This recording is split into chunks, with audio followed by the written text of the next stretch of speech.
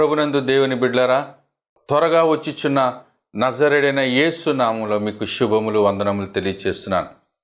యేసు ప్రభు త్వరగా వస్తున్నారంటే మీకు సంతోషం కలుగుతుందా? లేకపోతే యేసయ్య అప్పుడే రావద్దు, ఇంకా లేటుగా రా అని చెప్తున్నారా? దేని బిడ్డరా, ఇది నాని ప్రభు మిమ్మల్ని ఎంతగానో ప్రేమిస్తున్నాడు. క్రైస్తవ సంఘము ఎవరైతే క్రీస్తు రక్తములో కడగబడి మారు మనసు పొంది దేవుని బిడ్డలుగా మార్చబడ్డారో వారందరూ కూడా క్రీస్తు రాకడ కొరకు అపేక్షిస్తూ ఉంటారు, కనిపెడతా ఉంటారు. దేవుని బిడ్డ, మరి అటువంటి రక్షణానందం నీలో ఉన్నదా? ప్రభు కొరకైన తపన నీలో పెరుగుతుందా? ప్రభు కొరకు సిద్ధపడాలనే ఆశ, ఆకాంక్ష నీలో ఉన్నదా? మరొకసారి మనల్ని పరిశీలన చేసుకుందాం, పరిశోధించుకుందాం. కడవరి దినాల్లో ఉన్నాం, అంత్య దినాల్లో ఉన్నాం. సమయం ఎంతో వృధా అయిపోతూ ఉంది. మరి ఈ యొక్క అరగంట దేవుని సన్నిధిలో మాటలు వినాలని కోరుకుంటున్నాను. ప్రభువారు మీ కొరకే వర్తమానాన్ని సిద్ధం చేశారు గనక జాగ్రత్తగా కొద్ది నిమిషాలు వర్తమానం విని మీ ఆత్మీయ జీవితాల్లో ఒక మెట్టు ఎక్కడానికి దేవుడు మనకు శక్తి అనుగ్రహించినట్లుగా ప్రార్థనాపూర్వకంగా కనిపెడదాం. వర్తమానం వినే ముందు దేవుని బిడ్డలారా, ప్రభువా ఈరోజు నాతో మాట్లాడని చెప్పి ప్రార్థన చేసుకోండి. దేవుడు మీతో ఖచ్చితంగా మాట్లాడబోతున్నాడు. దేవుని బిడ్డలారా, దేవుని వాక్యము జీవము గల వాక్యము. అది శక్తినిచ్చేది, ప్రాణమును తెప్పరిల్ల చేసేది. దేవుని వాక్యము మనలను బ్రతికించేది. అటువంటి శ్రేష్టమైన లేఖనాలను మనం ధ్యానిస్తున్నప్పుడు ఎంతో బహుజాగ్రత్తగా, ఎందుకంటే వాక్యము దేవుడై ఉండెను.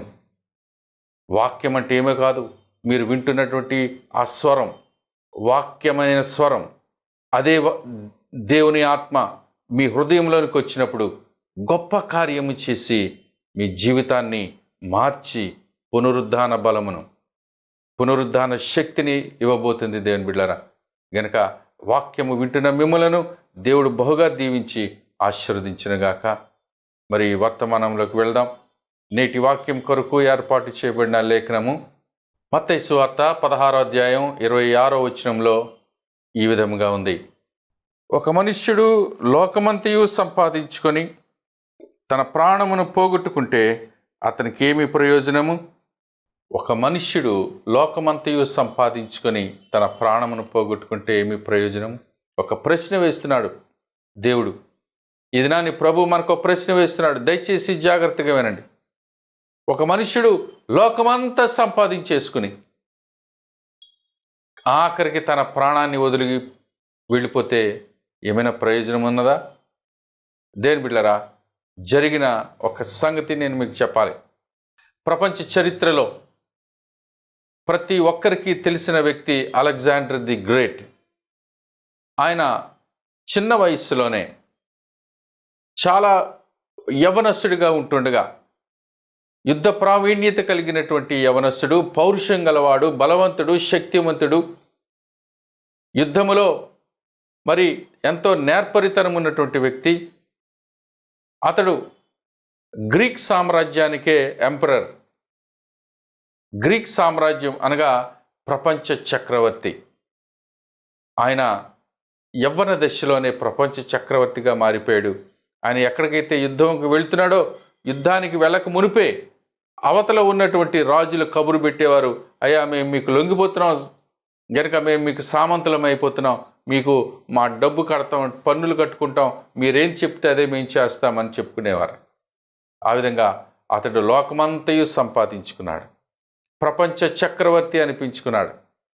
మరి అలాంటి యవనస్తుడు యవ్వన దశలో 35 సంవత్సరాల కాలంలో, సుమారు 35 సంవత్సరాల కాలంలో అతడికి మరణకరమైన రోగం వచ్చింది.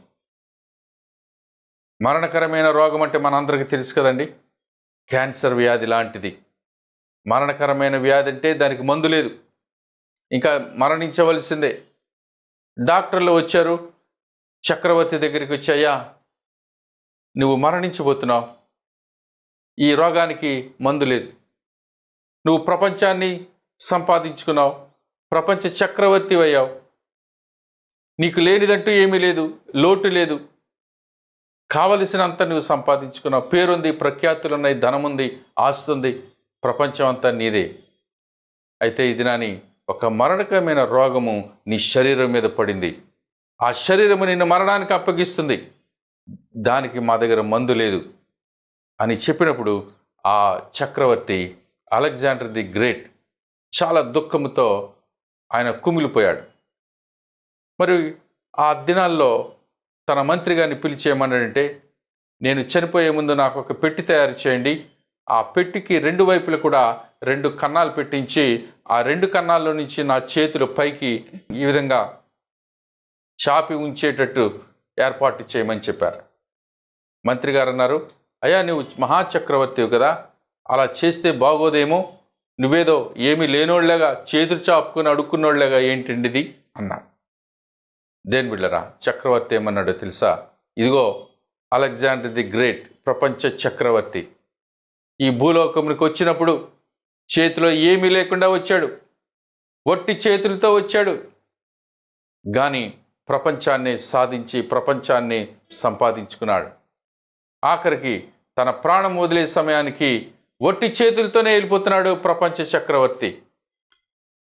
అలెగ్జాండర్ ది గ్రేట్ వట్టి చేతులతో వెళ్ళిపోతున్నాడని నా పెట్టే మోసుకు వెళుతూ ఉండగా ముందుండి ప్రజలు ఆ కేక పెట్టాలి అని చెప్పాడు. దేని బిడ్డరా, ఈ మాటలు ఎందుకు చెప్తున్నానో తెలుసా? నీవు అలెగ్జాండర్ ది గ్రేట్ అయినా, అంతకంటే గొప్పవాడవైనా, లేకపోతే నెబుకద్నెజరువైనా, లేకపోతే ఖురేషివైనా, నువ్వు భూప్రపంచంలో అత్యధికమైన ప్రపంచ చక్రవర్తులు ఎంతోమంది ఉన్నారు. ఎవరివైనా సరే, అత్యధికమైన ధనవంతుడు అయినా సరే, ప్రపంచంలో అత్యధిక ధనవంతుడు అయినా సరే, దేని బిడ్డరా, ఒకడు లోకమంతయు సంపాదించుకొని తన ప్రాణాన్ని పోగొట్టుకుంటే ఏమి ప్రయోజనము అని పరిశుద్ధ గ్రంథమైన బైబిలు మనందరికీ ఒక ప్రశ్న వేస్తుంది. గనుక ఈ దినాన్ని మనం ధ్యానం చేసుకోబోతున్న ఈ లేఖనం ధ్యానం చేసే ముందు ప్రభు వైపు చూద్దాం. దేని బిడ్డరా, ఈరోజు ధనికులు ప్రతి ఒక్కరు కూడా ధనవంతులు కావాలనే ఆశ. ఏ విధము చేతనైనను నేను ధనము సంపాదించాలి, నా జీవితం సుఖమయమైపోవాలి, నాకు శ్రమ అనేది ఉండడానికి వీల్లేదు, కష్టము కానీ అనారోగ్యము కానీ ఉండడానికి వీల్లేదు, నాకు కానీ నా కుటుంబానికి లోటు ఉండడానికి వీల్లేదు, నాకు కావలసినంత కావాలి. నేను ఏది చేసినా క్రమంగానైనా సరే అక్రమంగానైనా సరే నేను గొప్ప ధనవంతుడిని కావాలన్నటువంటి ఆశ చాలామంది ప్రజల్లో ఉంది. దేవుని బిడ్డరా, ఇది నాని చాలామంది ప్రజలు వెతుకుతున్నారు, అతి తక్కువ సమయంలో ఏ విధంగా ధనవంతులము కావాలి. ఇండియాలో ధనవంతుల యొక్క సంఖ్య, ఆ లిస్టు ప్రతి దినము కూడా పెరుగుతూ ఉంది. ఈ రోజుల్లో ₹1000 ఉన్నవాడికి తృప్తి లేదు. అయ్యా నాకు ఇన్ని ₹1000 ఉన్నాయే అని. సరే, లక్షలున్నవాడికి కూడా తృప్తి లేదు, ₹1,00,00,000 ఉన్నవాడికి కూడా తృప్తి లేదు, వేల కోట్లున్నా సరే తృప్తి లేదు. దేవుని బిడ్డలారా, కొన్ని లక్షల కోట్ల రూపాయలు ఉన్నా సరే తృప్తి లేదు. మనందరికీ తెలుసు, ప్రపంచంలో అత్యధిక ధనవంతులైన వారు అందరికంటే ఎక్కువ గంటలు పనిచేసి రాత్రింబవళ్ళు పనిచేస్తున్నారు. ఎందుకో తెలుసా? మాకున్న ఆస్తి మాకు ఇంకా చాలదు, ఇంకా నేను ధనవంతుడిని కావాలి అని ఇంకా ఎక్కువగా రాత్రింబవళ్ళు వారు పనిచేస్తూ ఉన్నారు. వారికి తృప్తి లేదు. ఇంత చాలు అనేటువంటి మాట వారి జీవితంలో లేదు. దేని బిడ్డరా, ఇది నాని ప్రభువారు చెప్తున్న మాట ఏంటంటే, ఒకడు లోకమంతయు సంపాదించుకొని తన ప్రాణాన్ని పోగొట్టుకుంటే ఏం ప్రయోజనం? చాలామంది ధనవంతులైన వారి లోకంలో ఉన్నారు. పరిశుద్ధ గ్రంథం బైబిల్ గ్రంథం ఈరోజు ప్రపంచంలో ఉన్న వారందరికీ ఒక హెచ్చరిక ఇస్తూ ఉన్నారు. ధనవంతుడా, నీ ధనము వల్ల నీ ప్రాణాన్ని కోల్పోవద్దు అంటున్నాడు. అంటే అర్థం ఏంటంటే, ప్రాణాన్ని కోల్పోవద్దు అంటే ఎంతటి ధనవంతుడైనా సరే మరి అతడు చనిపోతాడు. ఎంత ఆరోగ్యవంతుడైనా చనిపోతాడు, ఎంత పలుకుబడి గలవాడైనా చనిపోతాడు, ఎంత అధికారం ఆధిపత్యం గలవాడైనా కొంతకాలం తర్వాత చనిపోతాడు. అంటే శరీరము చనిపోతుంది, ఆత్మ మాత్రం ఉంటుంది దేవుని బిడ్డలారా. అయితే బైబిల్ గ్రంథం చెప్తోంది, ధనవంతుడైన వారికి చనిపోయిన తర్వాత వారి యొక్క ఆత్మ కూడా పోగొట్టుకుంటారు.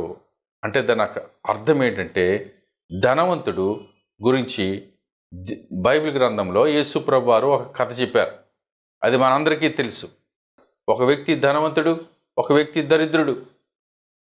దరిద్రుడు పెంట కుప్ప మీద ఉన్నాడు, ధనవంతుడు సుఖముగా జీవితాన్ని అనుభవిస్తున్నాడు. ఇద్దరూ చనిపోయారు. చనిపోయిన తర్వాత ఈ లాజరు అని పిలువబడే దరిద్రుడు పరలోకానికి కొనుక్కోబడ్డాడు. ధనవంతుడు అని అనిపించుకునే వ్యక్తి పాతాళంలో పడ్డాడు. పాతాళంలో, నరకములో యాతన పడుతున్నాడు. అక్కడ అగ్ని గంధకముల చేత మండుతూ ఉన్నాడు. ఆ ధనవంతుడు ఆ నరకములో యాతన పడుతూ దూరమునున్నటువంటి ఆ పరలోకములో అబ్రహాము రొమ్మున ఆనుకున్నటువంటి ఆ దరిద్రుడైన లాజర్ని చూస్తున్నాడు. చూసి, తండ్రివైన అబ్రహామా అని పిలుస్తున్నాడు. తండ్రివైన అబ్రహామా. దేని బిడ్డరా, ఇక్కడ గమనించాలి, అక్కడ ఇద్దరు కూడా దేవుని బిడ్డలే. లాజరు అని పిలువబడే వ్యక్తి కూడా దేవుని బిడ్డే, ధనవంతుడు కూడా దేవుని బిడ్డే. వీళ్ళిద్దరూ కూడా దేవుని బిడ్డలై ఉండి డిఫరెంట్ లైఫ్లో ఉన్నారు. ఒకడు దరిద్రుడైపోయి ఉన్నాడు, కానీ భయభక్తులతో ఉన్నాడు, దేవునికి నమ్మకంగా జీవించాడు. ధనవంతుడు ఉన్నాడు, అతడు దేవునికి దూరంగా ఉన్నాడు, అయితే దేవుని యందు భయభక్తులు గలవాడే కానీ ఆయన సుఖమును ఎక్కువ అనుభవిస్తున్నాడు. ఆయన అంటున్నాడు, తండ్రివైన అబ్రహామా, నేను ఇక్కడ యాతన పడుతున్నాను, ఆ లాజర్ను పంపించి ఒక చుక్క నీరు నా నోటి మీద పోయడానికి పంపించమంటున్నాడు. అప్పుడు అబ్రహాం చెప్పిన మాట ఏంటో తెలుసండి? నా కుమారుడా, నీవు భూమి మీద సుఖం అనుభవించావు, ఇతడైతే భూమి మీద కష్టం అనుభవించాడు. దేని బిడ్డరా, అతడు చెప్పినటువంటి మాటలు నాకు చాలా ఒక డౌట్ వచ్చింది. ధనవంతుడు నువ్వు పాపం చేశావు అని అనలేదు, దరిద్రుడు నువ్వు ఏదో మంచి భక్తుడు అని అనలేదు. అబ్రహాం చెప్పిన మాట ఏంటంటే, ధనవంతుడు కేవలము సుఖం అనుభవించాడు, దరిద్రుడు కేవలము కష్టాన్ని అనుభవించాడు. ఈ రెండింటిని బట్టి మనం గ్రహించవలసింది ఏంటంటే, ధనవంతుడు సుఖం అనుభవిస్తే సుఖం అనగా ఏంటి? సుఖములో పాపం ఉంది. నీకు నచ్చినట్లు జీవించావు, నువ్వు నచ్చినట్లు సుఖం అనుభవించావు. సుఖము అనగా దేవుని బిడ్డలారా, నీకు హృదయానుసారంగా నీకు నచ్చినట్లే జీవించడం. అది దేవునికి ఎంత మాత్రం కూడా ఇష్టం లేదు. దేవుని బిడ్డలారా, దేవుని వాక్యానుసారము బట్టి కాకుండా నీ ఇష్టానుసారంగా జీవిస్తే అది దేవుని చిత్తము కాదు. ప్రభువారు ఈ దినాన్ని చెప్పే మాట ఏంటంటే, నీవు నీ ఇష్టానుసారంగా సుఖము అనుభవించావు, సుఖములో పాపం ఉంది, పాపమే సుఖం.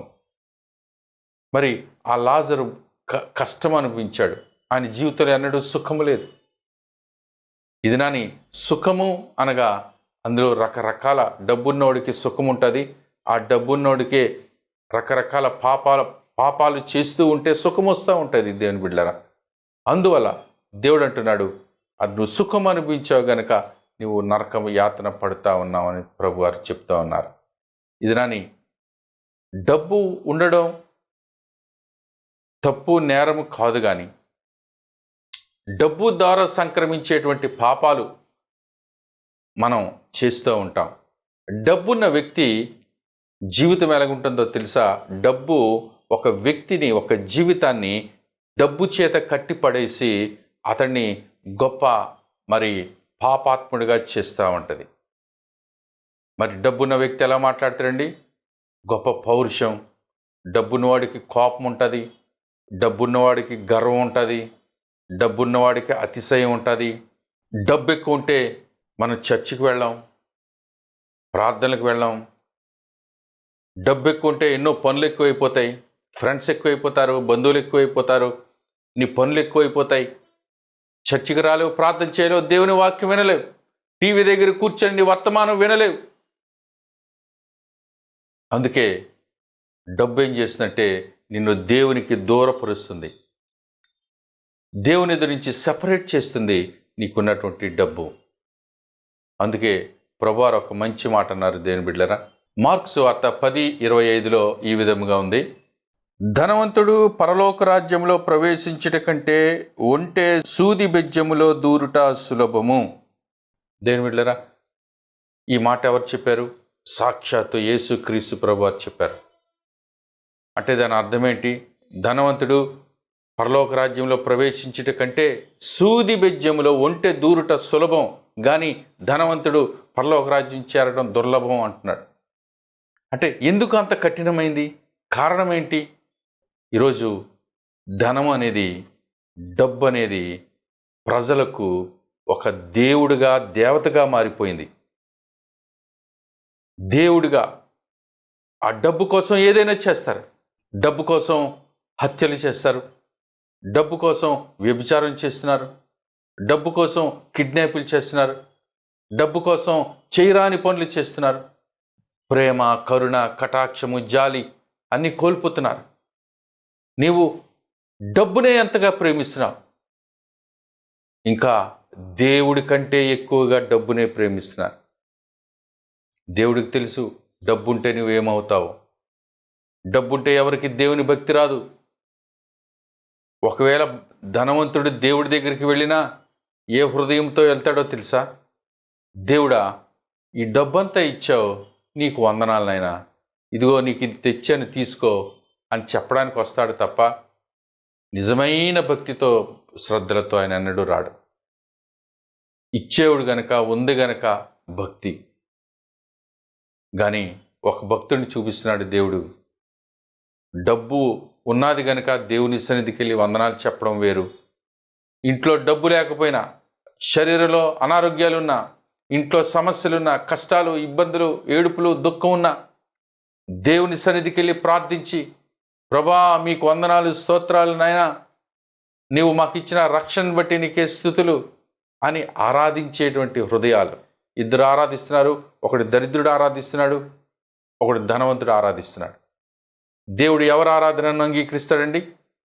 పేదవాడి హృదయాన్నే ఆరాధనను అంగీకరిస్తాడు. ఎందుకో తెలుసా? ఏమున్నా లేకున్నా, వట్టివాడు, సున్నా, ఏమీ లేదు అతని దగ్గర, అయినా సరే దేవానికి స్తుతులు, స్తోత్రాలు, వందనాలు, నీ రక్షణ, నీ పాప క్షమాపణ బట్టి వందనాలు, మారు మనసుని బట్టి వందనాలు, నీ ఆత్మను బట్టి నీకు వందనాలు, ప్రభా నిత్య జీవం పునరుద్ధానం బట్టి నీకు వందనాలు. ధనవంతుడు, ప్రభా నువ్వు నాకు ఇచ్చిన డబ్బును బట్టి వందనాలు, ఆస్తిని బట్టి, స్థితిని బట్టి వందనాలు. దేవుని బిడ్డలారా, దేవుడు ఎవరైనా ఎక్కువగా ప్రేమిస్తాడు అంటే దిక్కులేని స్థితిలో నుంచి దేవుని ఆరాధించేవారు, అత్యున్నతమైన స్థితిలో నుంచి ఆరాధించేవారు హృదయం వేరు. అందుకే ప్రభు అంటున్నాడు, ధనవంతుడు పరలోక రాజ్యం చేరుట కంటే సూది బెజ్జములో ఉంటే దూరుట సులభం. తిమోతికి రాసిన 2వ పత్రిక 3వ అధ్యాయం 4వ వచనంలో ఈ విధంగా ఉంది: అంత్యదినములో అపాయకరమైన కాలంలో వచ్చిన తెలుసుకునము. ఎలాగనగా మనుషులు స్వార్థప్రియులు, ధనాపేక్షులు, బింకములాడువారు, అహంకారులు, దూషకులు, తల్లిదండ్రులకు అవిధేయులు, కృతజ్ఞత లేనివారు, అపవిత్రులు, అనురాగరహితులు, అతిద్వేషులు, అపవాదుకులు, దేవుని కంటే సుఖానుభవం ఎక్కువగా ప్రేమించేవారు. దేవుని కంటే సుఖమును ఎక్కువ ప్రేమించేవారు. హోదా కావాలి, అంతస్తు కావాలి, స్టేటస్ కావాలి, హైఫైగా ఉండాలి, ప్రజలు నా దగ్గరికి వచ్చి లోబడాలి, అందరికంటే గొప్పవాడిని అయిపోవాలి అనేది అది దేవునికి కాదు. దేవుని బిడ్డలారా, ఈ దినాన్ని ప్రభు అంటున్నాడు, నువ్వు విరిగి నలిగిన హృదయమే దేవునికి ఇష్టమైన బలులు అని ప్రభు చెప్తా ఉన్నారు. యేసుక్రీస్తు ప్రభువారు యెరికో పట్టణానికి వెళ్ళి రోడ్డు మార్గం గుండా వెళ్తూ ఉంటే చెట్టు మీద జక్కయ్య అనే వ్యక్తి యేసు ప్రభుని చూడాలనే ఆసక్తితో చెట్టు మీద ఎక్కి కనిపెడతా ఉన్నాడు. యేసు ప్రభువారు తన మనసును ఎరిగి సరాసరి ఆ చెట్టు దగ్గరికి వచ్చి కన్నులెత్తి మీదని చూసి, జక్కయ్య కిందకి దిగుము, నేను నేడు నీ ఇంట ఉండవలసి ఉన్నది అని ప్రభు చెప్పగానే ఎంత సంతోషం! ప్రభు నా ఇంటికా, నాతో మాట్లాడుతున్నాడు. లోకులందరూ నన్ను పాపాత్ముడు అంటారు, నిన్ను సుంకర్ని అంటారు, నేను దోచుకునేవాడిని అంటున్నారు. అయితే దేవుడు మాత్రం నన్ను ఎందుకు ప్రేమించాడు? చాలా వేగంగా దిగాడు. యేసు ప్రభు వారిని తన ఇంట్లో చేర్చుకున్నాడు. యేసు ప్రభు వారు తన ఇంటికి రాగానే తన మనస్సు కరిగిపోయింది, మారిపోయింది. ఎందుకో తెలుసా? రక్షకుడు తన ఇంటిలోనికే కాదు, తన హృదయంలోనికి కూడా వచ్చాడు. ఆ రక్షకుడు తన హృదయంలోనికి రాగానే జక్కయ్య మాట మారిపోయింది. అంతవరకు తనకున్న ధనాపేక్ష, అంతవరకు తనకు ధనం మీద ఉన్న ఆశ, అంతవరకు ధనవంతుడి కావాలనేటువంటి ఆశ అన్నీ కూడా పోయాయి యేసుని చూడగానే. దేని బిడ్డరా, వెంటనే జక్కయ్య ఏమంటున్నాడో తెలుసా?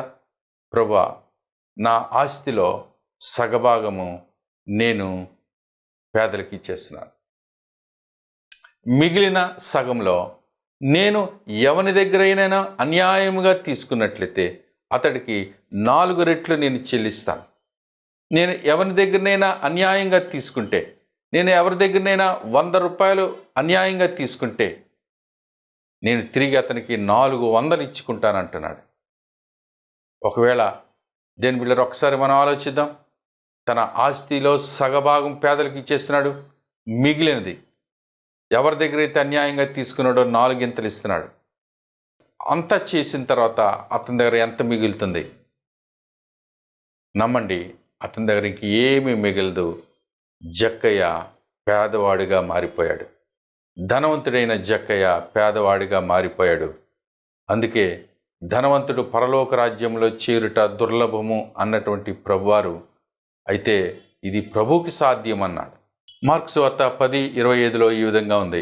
ధనవంతుడు దేవుని రాజ్యంలో ప్రవేశించుట కంటే సూది బెజ్యములో ఉంటె దూరుట సులభము. అందుకు వారు అత్యధికముగా ఆశ్చర్యపడి, అట్లయితే ఎవడు రక్షణ పొందగలడని ఆయన అడిగిరి. యేసు వారిని చూచి, ఇది మనుషులకు అసాధ్యమే గాని దేవునికి అసాధ్యము కాదు. దేవునికి సమస్తమును సాధ్యమే అనెను. ఒక ధనవంతుడు పరలోక రాజ్యంలో తనకు తాను రక్షణ పొంది పరలోకానికి ఎక్కి వెళ్ళిపోవడం అనేది అసాధ్యము, ఇంపాసిబుల్. కానీ ఇది దేవునికి మాత్రమే సాధ్యం. అది దానికి ఉదాహరణ ఇదే. జక్కయ్య దగ్గరికి వెళ్ళాడు. జక్కయ్య చాలా ధనవంతుడు. జక్కయ్య పరలోకానికి వెళ్ళవలసిన వ్యక్తి కాడు. ఎప్పుడైతే యేసయ్య ఆయన ఇంట్లోనికి వెళ్ళాడో, ఎప్పుడైతే యేసయ్య తన హృదయంలోనికి ప్రవేశించాడో, తన హృదయం ఖాళీ అయింది. తనకున్నటువంటి దురాశలు, తనకున్నటువంటి అత్యాశలు, తనకున్నటువంటి ఆశలన్నీ పోయాయి. ఇప్పుడు ఆయన అంటున్నాడు, నా ఆస్తిలో సగభాగం పేదవారికి ఇచ్చేస్తానన్నా. మిగిలినది ఎవరెవరి దగ్గరికి అయితే అన్యాయంగా నేను తీసుకున్నానో వారందరికీ 4 రెట్లు ఎక్కువ చెల్లిస్తానన్నాడు. అంత అయ్యేసరికి తన దగ్గర ఏమీ మిగలేదు, సంపూర్ణంగా అయిపోయింది. అది ఏ విధంగా అయిందో తెలుసా? యేసు ప్రభు వల్ల మాత్రమే అది సాధ్యం. దేవుని బిడ్డలారా, ఈ రోజులో ధనవంతులు ఆ విధంగా చేయగలరా? అన్యాయంగా తీసుకున్న వారికి తిరిగి 4 రెట్లు ఇవ్వగలరా? ఆస్తిలో సగభాగం పేదలకు పంచగలరా? చేయలేం. అది ఎవరి వల్ల సాధ్యమంటే యేసయ్య నీ హృదయంలోనికి వస్తేనే. దేని బిడ్డరా, ఇది నాని ఒక మనుష్యుడు లోకమంతయు సంపాదించుకో, లోకంలో ఉన్న డబ్బు, ధనము, వెండి, వస్త్రాలు, ధనధాన్యాలు, వస్తువాహనాలు, భూములు అన్నీ సంపాదించుకున్న తర్వాత, లోకంలో నేనే గొప్పవాడిని అనిపించుకున్న తర్వాత చనిపోయి రక్షణ లేకుండా, మారు మనసు లేకుండా నువ్వు నరకానికి వెళ్ళిపోతున్నావా? ఎందుకు వెళ్ళిపోతున్నావు? నీ యొక్క అత్యధికమైన ధనము, నీ యొక్క ధనాశ, నీలో ఉన్నటువంటి సుఖము, నీలో ఉన్నటువంటి గర్వము, అహంకారము, అతిశయము నిన్ను నరకానికి తీసుకువెళ్తా ఉంది. ప్రభువారు చెప్తా ఉన్నారు, ఒకడు లోకమంతయు సంపాదించుకొని నీ ప్రాణాన్ని కోల్పోతావా? నీ ప్రాణము నరకానికి పంపించుకుంటావా? దేని బిడ్డలారా, ఒక్క మాట గ్రహించండి. ఇది నాని యేసు ప్రభువారు అడుగుతున్నారు. మత్తయి సువార్త 6:19 ఈ మాట రాయబడి ఉంది. భూమి మీద మీ కొరకు ధనము కూర్చుకొనవద్దు, ఇక్కడ చిమ్మెటయు తుప్పును తినివేయును దొంగలు కన్నము వేసెదరు. పరలోకమందు మీ కొరకు ధనము కూర్చుకొనడి, అక్కడ చిమటైనను తుప్పైనను దాన్ని తినివేయదు, దొంగలు కన్నము వేసి దొంగిలరు. నీ ధనం ఎక్కడుండునో అక్కడనే నీ హృదయము ఉండును. పరలోకంలో ధనమును సంపాదించుకో. పరలోకంలో ధనం. దేని బిళ్ళరా, ఒక విషయం, మరి ఈ పరలోకంలో ధనం సంపాదించుకోవాలనుకుంటే మనందరం ఈ లోకంలో ధనం అంతా మూట కట్టుకుని తీసుకెళ్ళిపోదామా పరలోకానికి? ఏమి చెల్లవు దేవుని బిడ్డలారా. ఇక్కడున్న రూపాయలు, బంగారం, వెండి, రత్నాలు, వైడూర్యాలు, వెలగల రాళ్ళు ఏవి పరలోకానికి చెల్లవు. మరి ఏ విధంగా పరలోకంలో డిపాజిట్ చేసుకుంటావు? ఏ విధంగా అంటే దేని బిడ్డరా, నువ్వు సంపాదించుకోవాల్సినవి డబ్బు కాదు, వెండి కాదు. అవి ఎందుకు పనికిరావు. నువ్వు భూలోకంలో నీకున్న మరి ముత్యాలు, రత్నాలు, వైఢూర్యాలు ఇవన్నీ కూడా పరలోకంలో రాళ్ళు వలె పారేసి ఉంటాయి. అవి దగదగ మెరుస్తూ ఉంటాయి, కానీ రాళ్ళు వాటి మీద నడుచుకుంటూ వెళ్తూ ఉంటారు జనులు. ఈరోజు ప్రభువారు అడుగుతున్న మాట ఏంటో తెలుసా? పరలోకమందు నువ్వు ధనం కూర్చుకున్నావా? ఏ ధనం కావాలి? నీకు ఒక ఇల్లు కావాలి.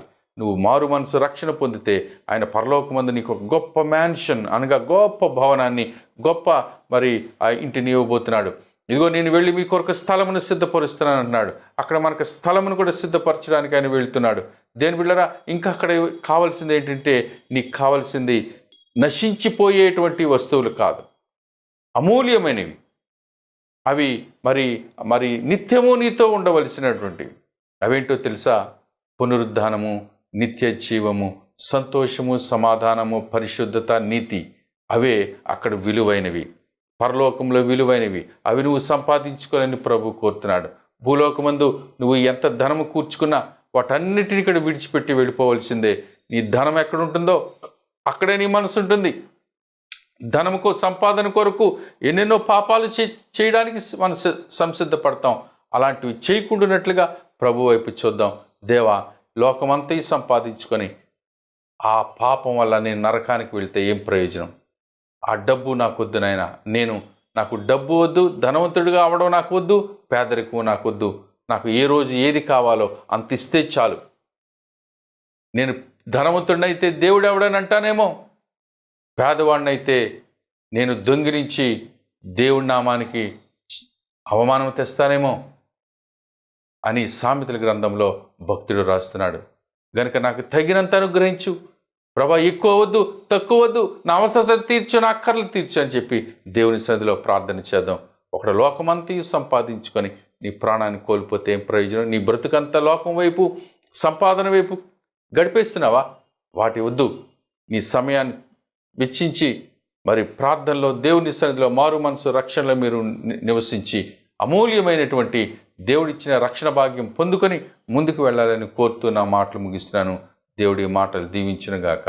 ఆమేన్. తండ్రి, నీ కొందనాలు.